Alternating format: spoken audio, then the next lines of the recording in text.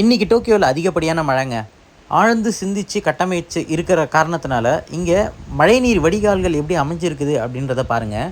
இந்த ஒரு பில்டிங் இருக்கும்போது இந்த பில்டிங்லேருந்து வெளிவரக்கூடிய தண்ணீர் உங்களுக்கு உடனடியாக வடியணும் அப்படின்றதுக்காக இந்த ஒரு வடிகால் அமைச்சிருக்காங்க. ஏன்னா உங்களுக்கு பாதசாரிகள் நடக்கும் இந்த ஒரு ரோட்டுக்கு வந்தது அப்படின்னா பாதசாரிகளோ மிதிவண்டி பயன்பாட்டாளர்களோ இதனால் பாதிக்கப்படக்கூடிய வாய்ப்புகள் இருக்குது. அதனால தான் தண்ணியை முன்னாடியே தடுத்து நிறுத்தியிருக்காங்க.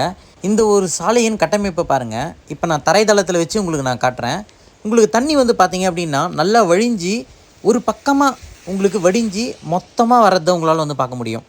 இதற்கான முக்கிய காரணம் என்னென்னா, தண்ணீர் சீக்கிரமாக ரோட்டில் இருக்கிறது வடியணும் அப்படின்றதுக்காக இந்த ஒரு கட்டமைப்பு வந்து ரொம்ப டேப்பராக வச்சு பண்ணியிருக்கிறாங்க.